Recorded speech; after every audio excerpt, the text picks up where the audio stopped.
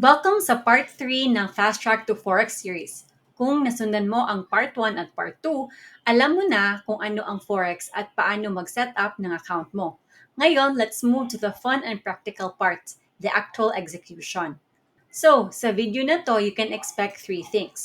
Kailan mo gagamitin ang strategy na ituturo ko sa iyo, a step-by-step guide paano ito gamitin, and lastly, ang isang real trade example para makita mo kung paano siya i-apply in real life. Pero reminder lang that forex trading is high risk. Hindi ito guaranteed income. So always use proper risk management at practice muna sa demo account bago mag-live trading, okay? And this is for educational purposes only and not investment advice. Most beginners lose money because they trade during the wrong market condition. But what if I tell you there's a simple way to profit, even when the market looks boring and flat?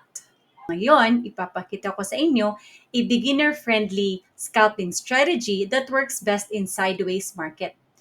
So, kailan ba gamitin ang strategy na to? Gamitin lang ito kapag sideways ang market. Ibig sabihin, price ay nagbabounce lang sa pagitan ng support at resistance levels. Walang strong trend, pero may small moves na pwede mong scalp. Perfect to for quick wins at hindi mo kailangan magbabad buong araw. If you can see, there is a clear price ceiling and a price floor. Tatlong time frames lang ang kailangan dito. M15 or 15-minute para makita ang range. Second, M5 or 5-minute para i-confirm kung nasa zone na ba. And look at the stochastic indicator. M1 or 1-minute para sa precise entry. Now, let's go to the chart setup.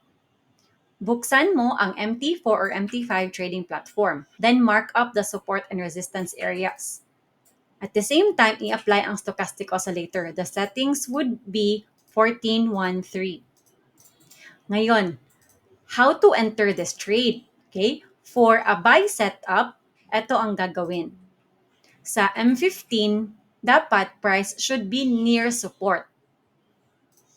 Tapos sa M5, stochastic ay nasa 20 na or oversold area. Sa M1 naman, dapat may makikita kang bullish candle or small engulfing. Any candle confirmation that shows bullish. Then we enter a buy. The TP is near resistance and the stop loss is a few pips below lang sa support. Now, paano naman sa sell setup? Again, let's go to the time frames. Sa M15, price should be near resistance.